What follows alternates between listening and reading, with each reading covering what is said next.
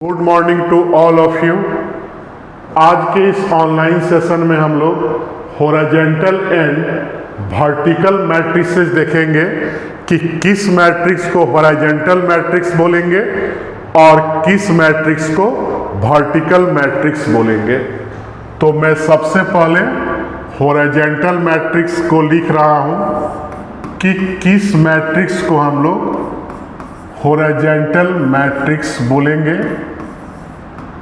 तो यहाँ मैं डिफिनीशन लिख दे रहा हूँ, यहाँ लिख लेंगे हॉरिजॉन्टल मैट्रिक्स। तो लिखेंगे कि any matrix with order m into n is said to be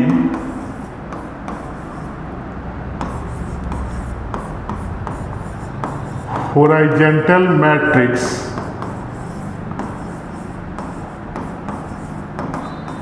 if m is less than n। मतलब कि याद रखना है कि नंबर ऑफ रो जो होगा नंबर ऑफ कॉलम से क्या होना चाहिए, कम होना चाहिए। तो हम लोग मैट्रिक्स को क्या बोलेंगे, हॉरिजॉन्टल मैट्रिक्स बोलेंगे। जैसे मैं फॉर एग्जांपल लिख दे रहा हूँ A11 A12 A13 A14 फिर A21 A22 A23 और A24। तो इसका ऑर्डर क्या हो गया कि 2 रो है लेकिन 4 कॉलम है, तो 2 into 4। तो यहाँ क्या देख रहे हैं कि नंबर ऑफ रो 2 है और नंबर ऑफ कॉलम क्या है, 4 है। मतलब कि number of row is less than number of columns. तो इस डिफिनीशन को याद रखना है कि हॉरिजॉन्टल मैट्रिक्स के लिए नंबर ऑफ रो क्या होना चाहिए, नंबर ऑफ कॉलम से कम होना चाहिए। अब हम लोग देखेंगे कि वर्टिकल मैट्रिक्स किसको बोलेंगे। तो इसके डिफिनीशन में लिखेंगे हम लोग वर्टिकल मैट्रिक्स। तो इसमें लिखेंगे कि any matrix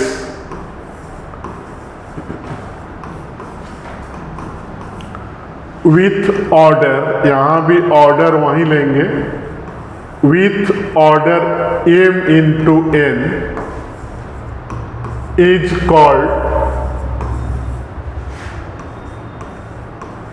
vertical matrix if m is greater than n। मतलब कि number of row is greater than number of columns. इसमें क्या होना चाहिए कि रो का जो नंबर है कॉलम से ज़्यादा होना चाहिए। जैसे फॉर एग्जांपल मैंने ले लिया A11 A12 फिर A21 A22 A31 और A32। तो 3 रो है और 2 कॉलम है। तो यहाँ हमने क्या देखा कि 3 इज ग्रेटर देन 2। तो इस मैट्रिक्स को क्या बोलेंगे, वर्टिकल मैट्रिक्स। तो इस दोनों डिफिनीशन को याद रखना है। हॉरिजॉन्टल मैट्रिक्स के लिए m is less than n होगा, मतलब कि number of row number of column से कम होगा। और वर्टिकल के लिए number of row number of column से क्या होगा, ज़्यादा होगा।